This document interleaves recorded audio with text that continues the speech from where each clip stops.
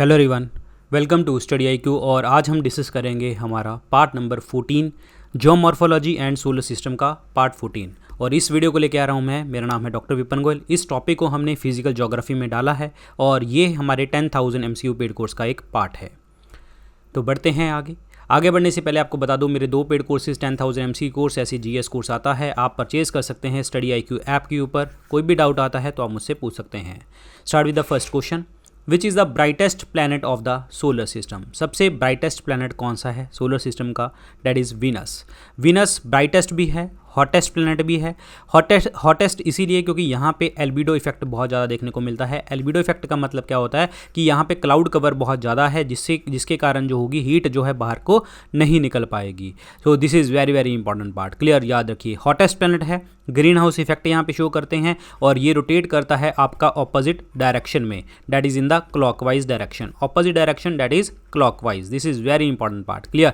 और इसको हम मॉर्निंग और इवनिंग स्टार भी कहते हैं। इसको हम अर्थ ट्विन के नाम से भी हम जानते हैं, अर्थ ट्विन के नाम से भी जानते हैं। और इसका कोई भी मून नहीं है, कोई भी सैटेलाइट इसकी नहीं है, क्लियर। यूरेनस उल्टा घूमता है, मरकरी के पास भी कोई जो है इसका कोई मून नहीं है। और मरकरी की बात करते हैं तो मरकरी के ऊपर मैसेंजर सैटेलाइट आपकी गई हुई है यहाँ पे नासा द्वारा। मरकरी जो है सन के सबसे नियरेस्ट है। जुपिटर की बात करें तो सबसे बड़ा प्लैनेट है, बिगेस्ट प्लैनेट है ये, ठीक है। और जुपिटर की और जो आपकी सैटेलाइट हैं, दैट इज़ गैनीमीड, जो सबसे बड़ी सैटेलाइट है सोलर सिस्टम की। This is very important, answer इसमें डी ऑप्शन बनेगा। Venus is the correct one.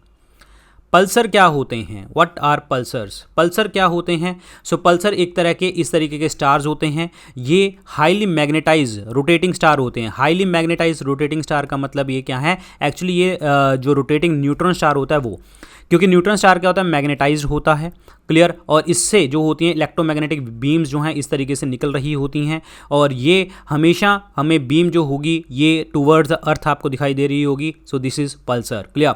So pulsar को हम क्या बोलते हैं? Light house of the universe बोला जाता है। ये एक स्पेशल काइंड के न्यूट्रॉन स्टार होते हैं। यहाँ से gamma rays, X rays, radio waves सब तरीके की रेज निकल रही होती हैं। जो स्पिन होगा वो 100 टाइम्स होगा एक सेकंड के अंदर। और यहाँ पे मैग्नेटिक और इलेक्ट्रिक फील्ड बहुत ज़्यादा देखने को आपको मिलती है। So what are these? So these are the rapidly rotating star. और ये क्या होते हैं? Neutron star. आंसर इसमें सी ऑप्शन बनेगा।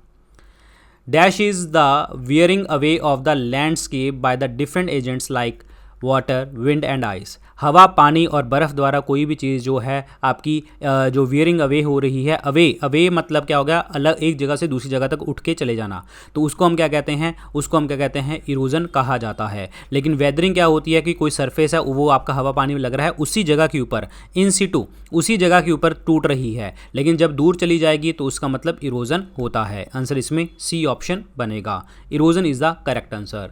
यहाँ पे देखिए, वेदरिंग, विंड, रेन और freezing break of the rock, ये इन सिटू होता है उसी जगह के ऊपर, क्लियर। और जब हम एक जगह से दूसरी जगह तक लेके चले जाते हैं, मूविंग ब्रोकन मटेरियल को हम क्या कहते हैं? इरोजन कहते हैं। जब नई जगह के ऊपर आके जम जाता है तो उसको हम क्या कहते हैं? डेपोजिशन इसको कहा जाता है। This is important one. Which is the largest desert of the world? सबसे लार्जेस्ट डेजर्ट जो वर्ल्ड का वो कौन सा है? वो है सहारा डेजर्ट। ये हमने बहुत बार डिस्कस कर लिया कि ये नदर्न साइड ऑफ अफ्रीका के साइड पे देखने को आपको मिलता है, नदर्न अफ्रीका के अंदर, क्लियर। गोबी डेजर्ट की अगर हम बात करते हैं तो ये नदर्न चाइना और सदर्न मंगोलिया, नदर्न चाइना और सदर्न मंगोलिया के बीच में आपको पड़ता है, मंगोलिया के बीच में पड़ता है आपका गोबी डेजर्ट। थार आपको पता है इंडिया के अंदर है, राजस्थान में है। टकला मकान की बात करें तो ये चाइना के अंदर देखने को मिलता है। सो आंसर इसमें ए ऑप्शन बनेगा। So here is the Sahara desert. Sahara desert आपके अफ्रीका के नदर्न साइड के ऊपर, अफ्रीका के सदर्न साइड के ऊपर कौन सा है? नामीबिया और आपका कालाहारी डेजर्ट देखने को मिलता है। ऐसे ही हमने बहुत सारे डेजर्ट ऑलरेडी डिस्कस कर चुके हैं, जैसे साउथ अमेरिका में एटाकामा, पैटागोनिया, और नॉर्थ अमेरिका में ग्रेट बेसिन, और ये सारी चीज़ें, एशिया में ये वाली चीज़ें, और आपका ऑस्ट्रेलिया में ये वाली सब चीज़ें हम डिस्कस कर चुके हैं पहले लेक्चर्स के अंदर। यहाँ पे हम क्वेश्चंस के ऊपर ध्यान देंगे क्योंकि यहाँ पे एक तरह की रिवीजन तरीके से आपका प्रोसेस चल रहा है। अगला देखिए जी, which of the following is not a natural disaster? देखिए, डिजास्टर किसी भी जान माल का हानि होना, दो तरीके का डिजास्टर होता है, एक नेचुरल होता है और एक होता है मैन मेड। नेचुरल जो तरीका होता है यानी कि नेचर आपका खुद करती है, जैसे कि फॉर एग्जाम्पल अर्थक्वेक हो गया, ठीक है, वॉल्केनो हो गया। और आपका हरिकेन्स हो गया, ट्रॉपिकल साइक्लोन्स वगैरह हो गए, और आपका फ्लड हो गया, फायर, आग लग गई कहीं पे, तो दीज आर द जो है आपके नेचुरल। लेकिन मैन मेड क्या होते हैं, जैसे आपने लड़ाई करी वॉर में, प्रॉपर धुआं वगैरह उठेगा, पोल्यूशन होगा, ठीक है, और लोगों का जान माल का खतरा होगा, पोल्यूशन आप कर रहे हो, न्यूक्लियर एक्सप्लोजन आप कर रहे हो, आप खुद आग लगा रहे हो, हजार्डियस मटेरियल का एक्सप्लोजन कर रहे हो, यूज़ कर रहे हो, ट्रांसपोर्ट एक्सीडेंट्स हो रहे हैं, these are the man made. तो यहाँ पे जो है मैन मेड वाला नॉट ए नेचुरल डिजास्टर, मतलब मैन मेड वाला कौन सा है, ये एक तरह से इनडायरेक्टली ये पूछना चाह रहा है, तो वो है आपका न्यूक्लियर एक्सप्लोजन। आंसर इसमें सी ऑप्शन बनेगा, C option is the correct answer. What is the main cause of tsunami, tsunami का जो है मेन कारण क्या है। सुनामी क्या होता है कि जैसे ही आपका जो वेव होती है, अंडर वाटर डिस्टर्बेंसेज होती है जो आपका अर्थक्वेक के साथ एसोसिएट करती हैं, बिलो द नियर और the below the ocean, ocean के पास और नियर द ओशन देखने को आपको मिलता है। वॉल्केनिक इरप्शंस होती हैं, ये जनरेट करती हैं पानी का एक आपका रिपल इफेक्ट लेके चलती हैं, और प्रॉपर तरीके से ये सुनामी आती है और बहुत बड़े लार्ज लेवल के ऊपर ओशन को ख़राब करती है। अब बात ये क्या कहता है कि what is the main cause of tsunami, main cause क्या होगा, वो होगा earthquake on the sea surface. अगर अर्थक्वेक हो रहा है सी सरफेस मतलब ओशन के ऊपर हो रहा है तो उसको हम सुनामी कहते हैं। सो this is very important part, answer इसमें सी ऑप्शन बनेगा। अब बात करें वॉल्केनो की, वॉल्केनो और अर्थक्वेक में डिफरेंस ये है कि वॉल्केनो क्या होता है कि यहाँ से एक वेंट होता है, एक पाइप होती है जहाँ से ये मैग्मा वगैरह निकलता है। साइक्लोन, साइक्लोन मैंने आपको बताया था कि जो साइक्लोन होते हैं नदर्न हेमिस्फीयर में जो क्लॉकवाइज मूव करते हैं, बट अदरवाइज आपको बता देता हूँ मैं आपको कि ये साइक्लोन जो होते हैं नदर्न हेमिस्फीयर में आपका एंटी क्लॉकवाइज घूमते हैं, साइक्लोन जो सदर्न हेमिस्फीयर में वो क्लॉकवाइज घूमते हैं। ऐसे ही आपके एंटी साइक्लोन जो होते हैं नदर्न हेमिस्फीयर में क्लॉकवाइज, और anti cyclone in southern hemisphere are anti clockwise, ये घूमते हैं। साइक्लोन में सेंटर में लो प्रेशर होता है और बाहर आपका हाई प्रेशर देखने को मिलता है। सो आंसर इसमें क्या बनेगा, C. Gravitation of the moon, gravitation of the moon के कारण जो होती हैं, मून की ग्रेविटेशन पावर जो है ज़्यादा है तो इसीलिए टाइड्स आती हैं, ना कि सुनामी आती है। आंसर इसमें थर्ड ऑप्शन बनेगा। यहाँ पे देखिए जी, कुछ पॉइंट्स लगाने हैं, ये वैलीज़ के नाम हैं और क्या क्या चीज़ें दर्शाती हैं ये।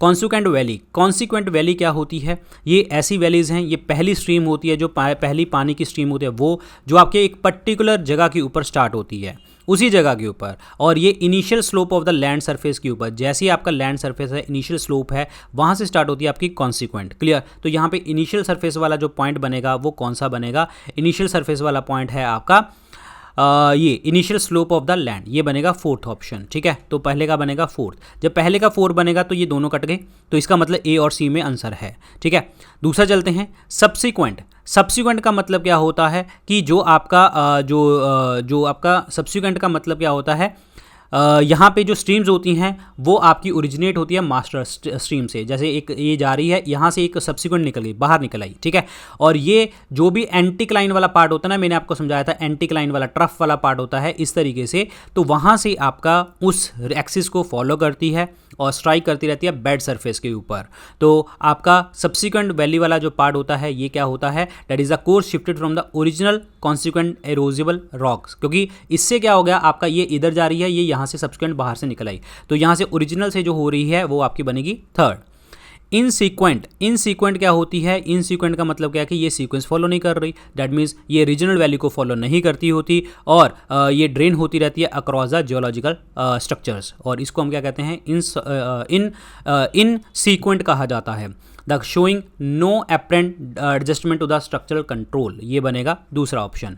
ऑब्सिक्वेंट की बात करते हैं, ऑब्सिक्वेंट का मतलब क्या होता है, ये स्ट्रीम जो फ्लो करती हैं ऑपोजिट डायरेक्शन के, opposite direction to the master consequent. Clear, इसको हम क्या कहते हैं, ऑब्सिक्वेंट कहा जाता है।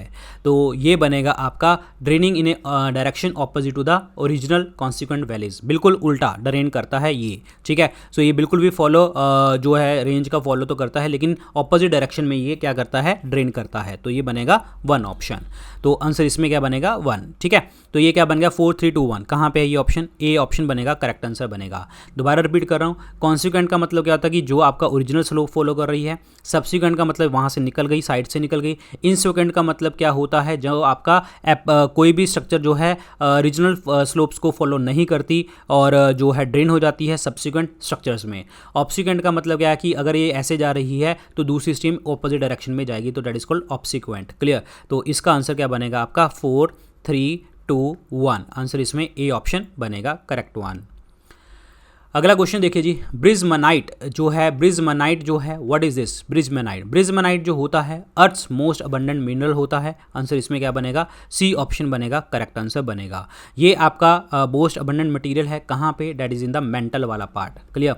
मेंटल वाले रीजन में सबसे ज़्यादा जो है मोस्ट अबंडेंट मिनरल है, ध्यान रखना इंपॉर्टेंट है, और दीज आर वेरी इंपॉर्टेंट। ठीक है, आंसर इसमें सी is the correct one.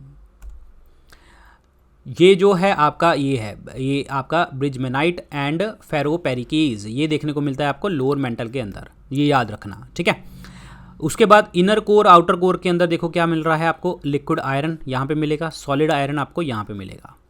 D layer है यहाँ पे आपका, छोड़ो ये याद करने की ज़रूरत नहीं है आपको। अपर मेंटल वाला पार्ट जो है यहाँ पे पायरोक्सिन, गार्नेट वगैरह देखने को मिलता है। और ट्रांजिशन जोन जो अपर मेंटल और लोअर मेंटल के बीच में है, यहाँ पे आपका डेट इज रिंग वोडाइट, ये सारा मटेरियल देखने को आपको मिलता है। जैसे जैसे हम अर्थ के नीचे जाते हैं टेम्परेचर भी बढ़ेगा और आपकी डेंसिटी भी बढ़ेगी, ये भी आपको याद रखना है। Who propose the continental drift theory? इसमें किसने कॉन्टिनेंटल ड्रिफ्ट थ्योरी जो है हमें बताई है? महाद्वीपीय भाव सिद्धांत, ये बताया है एल्फ्रेड वेगनर ने। एल्फ्रेड वेगनर ने बताया है कि आपका पूरा का पूरा जो है जो इन्होंने प्लेट टेक्टोनिक मूवमेंट जो बताई थी, इनके अकॉर्डिंग जो है एक बड़ा लैंड मास था, बिग लैंड मास था, जो जिसको हम क्या कहते थे? पेंजिया और पेंगिया वर्ड यूज़ किया जाता था, जो आके बाद में कवर किसके साथ था? पैंथालासा के साथ, पैंथालासा के साथ। ये क्या है? ओशन वाला मटेरियल है और ये लैंड वाला सरफेस वाला मटेरियल है। और इनमें बीच में एक आपका बीच में सी आता है, जिसे हम क्या कहते हैं? टैथेसी। टैथेसी, ये टैथेसी वही पार्ट है जो आपका जहाँ से ओरिजिन हुआ है हिमालयाज़ का। ये टैथेसी जो है आपका, टैथेसी ये डिवाइड करता है पेंजिया को दो चीज़ों में डिवाइड कर देता है। किसमें? एक आपका लोरेशिया में डिवाइड कर देता है, और जो आपका नदर्न साइड के ऊपर है, और एक गोंडवाना लैंड में, गोंडवाना लैंड में डिवाइड कर देता है। ठीक है, और ये ड्रिफ्ट जो स्टार्ट हुई थी 200 साल 200 मिलियन ईयर्स पहले, 200 मिलियन ईयर्स पहले स्टार्ट हुई थी। That is in the Mesozoic era, Triassic period, late Triassic period के अंदर, जिसके कारण जो है कॉन्टिनेंट आपके हिलने लगे थे और आपके अलग हुए थे। आंसर इसमें Alfred Wegener is the correct answer. Land mass है पेंजिया, और जो ओशन वाला पार्ट है पैंथालासा। पेंजिया के बीच में दो आपके टैथेसी है जो डिवाइड करता है पेंजिया को दो हिस्सों में, लोरेशिया और गोंडवाना लैंड में। याद रखिए इंपॉर्टेंट है। यहाँ पे देखिए जी, ये एल्फ्रेड वेगनर ने प्रपोज किया था, तो देखो इसमें पेंजिया, लोरेशिया, गोंडवाना लैंड, बीच में आ गया टैथेसी, और अलग अलग जगह के ऊपर आपकी ड्रिफ्टिंग होती चली गई। आइसोनेफ वर्ड क्या होता है? What is the meaning of isoneph? Isoneph word का मतलब होता है जहाँ पे आपके क्लाउड कवर सबसे बराबर हो जाता है। आंसर इसमें ए ऑप्शन बनेगा। क्लाउडीनेस बराबर होगी तो आइसोनेफ उसको हम कहते हैं। अगर हम सैलिनिटी की बात करते हैं, सेलाइन की बात करते हैं, तो ये होते हैं आइसोहेलाइन। आइसोहेलाइन। बारिश की बात करते हैं तो आइसोहाइट, जहाँ पे दो एरिया जहाँ पे बारिश सेम हो रही हो, दो एरिया जहाँ पे प्रेशर सेम हो, आइसोबार। ठीक है, एक होते हैं आइसोथर्म, जहाँ पे आपका दो जगह जहाँ पे आपका टेम्परेचर सेम हो। आइसोहेल, आइसोहेल होता है दो जगह ऐसी जहाँ पे आपका सनशाइन सेम हो। आइसोबाथ, आइसोबाथ जहाँ पे आपका डेप्थ सेम हो। आइसोबार हो गया, आइसोनेफ हो गया। कंटूर, कंटूर क्या होता है? What is contour? जहाँ पे आपकी इक्वल हाइट हो, इक्वल हाइट हो। This is very important. Answer इसमें ए ऑप्शन बनेगा। ये है वही पार्ट जी जो क्लाउडीनेस का सेम हो। विच of the following scientist had proven that every planet has an elongated pathway? सभी ने बताया कि इलोंगेटेड पाथवे होता है, इलिप्टिकल ऑर्बिट में मूव करते हैं। तो ये किसने बताया था? ये बताया था आपका that is D option, Kepler ने बताया था। Answer is D option is the correct answer. सीधा सीधा क्वेश्चन है, Kepler is the correct one. Kepler's law of planetary motion बताया था कि इसने बोला कि सारे प्लैनेट मूव करते हैं आपका सन के फोकस मान के, और ये इलिप्टिकल पाथवे में मूव करते हैं। This is very important. और टाइम कितना होता है, कितना लेते हैं? रेडियस के क्यूब के। Time square is equal to radius cube, ये आपका डिनोट करता है यहाँ पे केपलर्स का लॉ।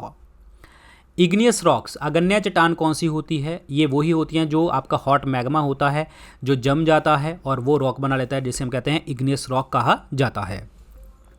लाइमस्टोन, स्लेट और मार्बल, ये तो आपकी जो सेडिमेंट्री और मेटामॉर्फिक रॉक हैं, लेकिन इसमें बसाल्ट जो रॉक है आपकी, बसाल्ट ये आपकी जो है डार्क कलर होती है, फाइन ग्रेन होती है, और ये होती है आपकी igneous rock. This is very very important part. Clear? और ये आपका मेनली बनाती है एक्सट्रूसिव रॉक। एक्सट्रूसिव का मतलब क्या हो गया? एक्सक्लूसिव का रोग का मतलब क्या हो गया कि ये धरती के बाहर जाके जमती है। तो this is very important part, clear. और बिल्कुल छोटा पार्ट आपका स्मॉल इंट्रूसिव बॉडीज़ के अंदर भी थोड़ा बहुत जमा होता है, लेकिन मेनली एक्सक्लूसिव होती है ये। आंसर इसमें डी ऑप्शन बनेगा। अगला देखें, क्वेश्चन इंपॉर्टेंट है। When would you record the maximum angle of incidence of the sun rays at the north pole? North pole मतलब 90 डिग्री नॉर्थ के ऊपर मैक्सिमम एंगल आप इंसिडेंस कब शो करते हैं? जब आपकी सन रेज जो वर्टिकल जो होती हैं आपके ट्रॉपिक ऑफ कैंसर के ऊपर डल रही होती हैं, तब जाके आपका जो है मैक्सिमम एंगल ऑफ इंसिडेंस होता है। ट्रॉपिक ऑफ कैंसर यानी कि 23.5 डिग्री नॉर्थ के ऊपर जब आपकी सन की रेज पड़ रही होती हैं, तब आपका मैक्सिमम एंगल ऑफ इंसिडेंस जो होता है वो नॉर्थ पोल के ऊपर पड़ता है। सो this is very very important point, clear. Answer इसमें सी ऑप्शन बनेगा। सो यहाँ पे ट्रॉपिक ऑफ कैंसर के ऊपर जब आप सन की रेस पड़ेंगी यहाँ पे, तो यहाँ पे मैक्सिमम इंक्लिनेशन जो होगा इंसिडेंस वो नॉर्थ पोल के ऊपर देखने को मिलेगा। This is very important point, clear, याद रखिए। यहाँ पे देखो सन की जो रेज होती हैं डायरेक्टली आपकी हिट करती हैं कहाँ पे? इक्वेटर के ऊपर 0 डिग्री के ऊपर। यहाँ पे लो एंगल ऑफ इनकमिंग सनलाइट होता है किसके ऊपर? 60 डिग्री साउथ आपका आर्कटिक सर्कल और अंटार्कटिक सर्कल के ऊपर, क्लियर। तो इसीलिए क्या होता है कि जब सन की रेज यहाँ पे पड़ रही होती हैं तो एंगल ऑफ इंसिडेंस यहाँ पे सबसे ज़्यादा देखने को मिलता है, 66.5 डिग्री यहाँ पे कवर कर लेगा, और अदरवाइज 23.5 डिग्री के ऊपर जो है आपका सन की रेज पड़ रही होती हैं यहाँ पे। सो आंसर इसमें क्या बनेगा? आपका सी ऑप्शन बनेगा। This is very important, clear. ये 2 दिन होते हैं जब इक्विनॉक्स लगता है। इक्विनॉक्स मतलब सन और रात, दिन और रात बराबर, जब सन की रेज जो होती हैं इक्वेटर के ऊपर पड़ रही होती हैं। जब सन की रेज कैंसर के ऊपर पड़ रही होती हैं तो नदर्न हेमिस्फीयर में उस दिन होता है आपका समर सॉल्स्टाइस। ये होता है 21 जून को, यानी कि उस दिन लंबा होगा और रात छोटी होगी और हीट वाला रीजन होगा। जब tropic of Capricorn 23.5 degree south में पड़ रही होती हैं, सदर्न में पड़ रही होती हैं, तो यहाँ पे सदर्न हेमिस्फीयर में उस दिन होती है गर्मी, समर, लेकिन नदर्न हेमिस्फीयर में उस टाइम होता है विंटर सॉल्स्टाइस, क्लियर, जो 22 दिसंबर को होता है। इसीलिए हम सर्दियों में हम सेलिब्रेट करते हैं आपका हम सेलिब्रेट करते हैं क्रिसमस सर्दियों में, और जो सदर्न हेमिस्फीयर में वाले लोग हैं वो गर्मी में। दैट मीन्स ऑस्ट्रेलिया पीपल, जो ऑस्ट्रेलियन पीपल होते हैं वो गर्मियों में आपकी क्रिसमस सेलिब्रेट कर रहे होते हैं, क्योंकि Australia is in the southern hemisphere. Answer इसमें सी ऑप्शन बनेगा।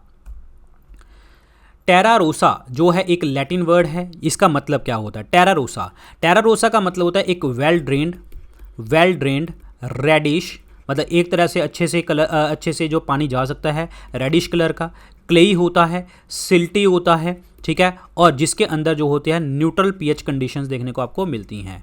न्यूट्रल पीएच कंडीशन, ये सारा पार्ट जो होता है आपका मेडिटेरेनियन रीजन के अंदर देखने को आपको, ये टिपिकली मेडिटेरेनियन रीजन के अंदर देखने को मिलता है। So what is this? So this is a red landscape. Answer इसमें क्या बनेगा? आपका बी ऑप्शन बनेगा। Very important, clear. Reddish colour, clayey colour, और प्रॉपर तरीके से टेरा रोसा को हम क्या कहते हैं? रेड सॉइल के नाम से भी हम जानते हैं। टेरा रोसा मतलब red soil. Answer is B option.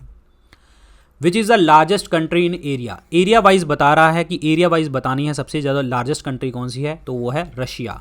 Answer is D option. Russia is the correct answer.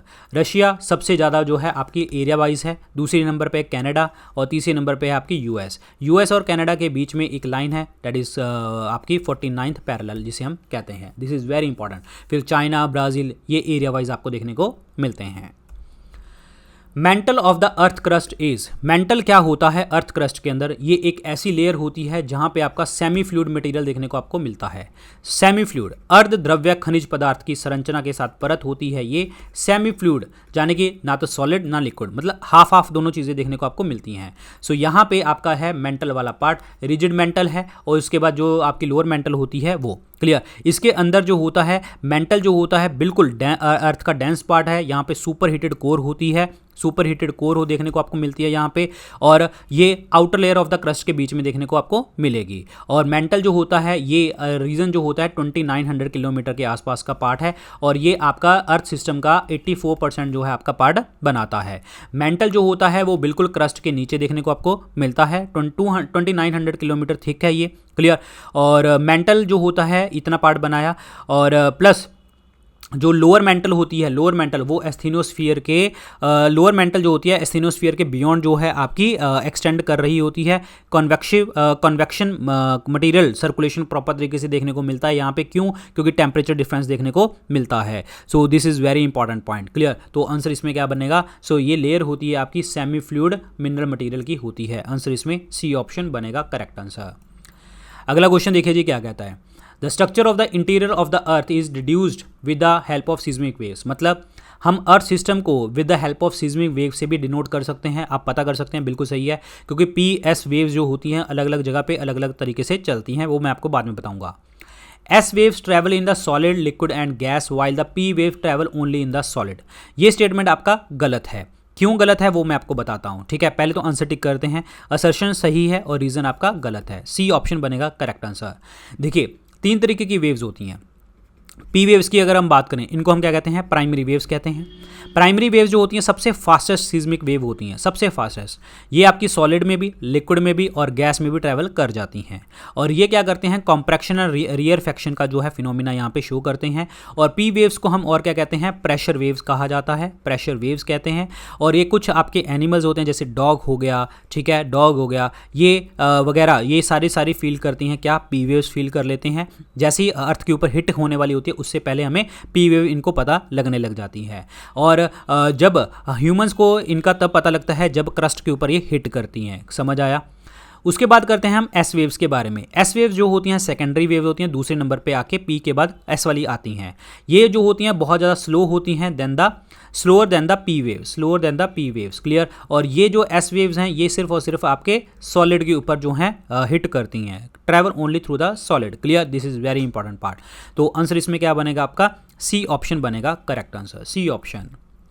The study of lakes is called, lakes की स्टडी को हम क्या कहते हैं, लेक्स की स्टडी को हम क्या कहते हैं, लिम्नोलॉजी कहा जाता है, लिम्नोलॉजी। पोटोमोलॉजी जो होता है, पोटोमोलॉजी ये होता है रिवर्स की स्टडी, ठीक है।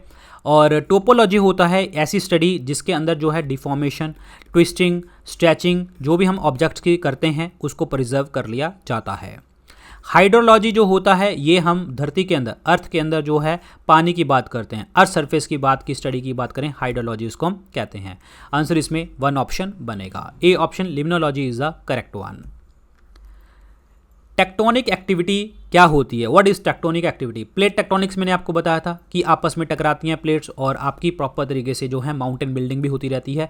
और टेक्टोनिक मूवमेंट का मतलब ये होता है कि जिसमें आपका ब्रेक भी होगा और बेंड भी होगा, किसका, क्रिस्टल रॉक्स का। क्रिस्टल रॉक्स टूटते भी हैं, बेंड भी होती हैं, उसको हम टेक्टोनिक एक्टिविटी कहते हैं। आंसर इसमें ए ऑप्शन बनेगा। क्लियर हो गया आप लोगों को। यहाँ पे देख लो जी, tectonic movement plate 1, plate 2, plate 3 इस तरीके से देखने को मिलती हैं। इनमें आपकी टकराती हैं ट्रेन्स और अलग अलग जगह के ऊपर अलग अलग चीज़ें बनाई जाती हैं। सबडक्शन जोन बनता है, वॉल्केनिक मूवमेंट, कन्वर्जेंस मार्जिन वगैरह बनते हैं आपके ट्रेंच, ओशन ट्रेंच वगैरह के अंदर। So these are the plate tectonic movement. Tsunami कहाँ से आती है, tsunami are originated due to, tsunami जो होती है मैंने आपको बताया था सी वेव्स होती हैं, तो ऑब्वियसली बात है ये सी वेव्स के थ्रू ही चलेंगी। आंसर इसमें ए ऑप्शन बनेगा। अर्थक्वेक क्या होता है, अर्थक्वेक आपकी जो है दैट इज जो आपकी कंपन करती है धरती, that is called earthquake. Hurricane क्या होता है, आपका ट्रॉपिकल साइक्लोन का पार्ट होता है। आंसर इसमें क्या बनेगा आपका, सॉरी, अर्थक्वेक, सुनामी जो ओरिजिनेट होती है वो सी वेव्स के कारण नहीं, वो अर्थक्वेक के कारण देखने को मिलती है। क्योंकि सुनामी जो होती है, सुनामी ऑब्वियसली बात है, अर्थक्वेक जो होता है धरती के ऊपर आता है, समुद्र के ऊपर आता है, तब जाके सुनामी आती है। आंसर इसमें बी ऑप्शन बनेगा। यहाँ पे क्या होता है कि वर्टिकल मोशन होता है कॉन्टिनेंटल प्लेट्स का। जैसे ही आपकी इंपल्स प्रोड्यूस होती है वाटर कॉलम के अंदर, जैसे ही आप प्रोड्यूस हुआ तो सुनामी जो है आपकी आने लगी। ये क्या करते हैं, धीरे धीरे तो नीचे होती है, लेकिन जैसे ही किनारे पे आते हैं, कोस्टल के पास आते हैं, तो ये अपना इफेक्ट जो है लंबा शो कर देते हैं। When the waves near the shore it is slow down and rises vertically, वो इस तरीके से वर्टिकली राइज कर जाती है जिसके कारण सबसे ज़्यादा हिट पड़ता है यहाँ पे। So these are very important, tsunami इसको हम कहते हैं। इनमें से ऑड वन बताना है कौन सा होगा। सुनामी अर्थक्वेक का एग्जांपल है एक, यानी कि सी समुद्र के अंदर अर्थक्वेक हो गया, साइक्लोन हो गया, ये तो आपके नेचुरल फिनोमिनाज हैं, नेचुरल डिजास्टर्स हैं। विंड टर्बाइन इज अलग थिंग, तो आंसर इसमें सी ऑप्शन टिक करेंगे हम, ये आपका ऑड वन है। Answer is C option.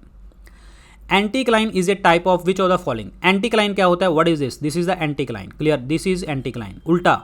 और सिंक्लाइन होता है ऐसे, समझ आया आप लोगों को, एंटीक्लाइन उल्टा ऐसे, और ये होता है syncline. So what is anticline, anticline एक क्या है आपका फोल्ड स्ट्रक्चर है, ये बिल्कुल दोनों फोल्ड स्ट्रक्चर हैं आपके, ये पैरेलल फोल्ड हैं ये देखो, और ये सिमिलर फोल्ड हैं, एक जैसे हैं, ये फ्लो फोल्ड हैं, एक तरह से फ्लो कर रहा है आपका अंदर। जैसे आपका इन्वर्टेड होता है ऐसे यू वाला बनता है तो उसको सिंक्लाइन कहते हैं, इन्वर्टेड यू बनता है एंटीसाइक्लाइन, एंटीक्लाइन उसको हम कहते हैं। आंसर इसमें बी ऑप्शन बनेगा, fold structure is the correct answer, fold structure, this is important.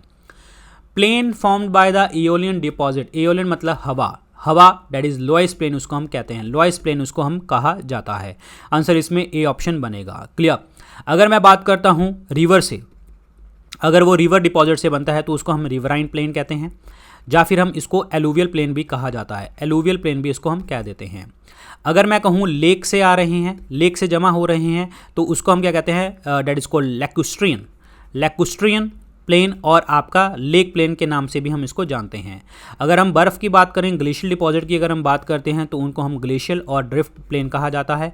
और अगर हम उसको जो बात करें कि आपका विंड जमा कर रही है, एओलियन मतलब हवा, तो उसको हम लोएस्ट प्लेन कहा जाता है। आंसर इसमें ए ऑप्शन बनेगा। Clear, A option is the correct one. So guys ये थे आज के लेक्चर के अंदर क्वेश्चन। बाकी जो भी अपडेट्स होंगे वो आपको टेलीग्राम चैनल के तो मिलेंगे और प्लस इंस्टाग्राम के ऊपर आप मुझसे पूछ सकते हैं, और यहाँ पे भी मैं अपडेट करता रहता हूँ। So thank you so much, good luck, take care, bye bye.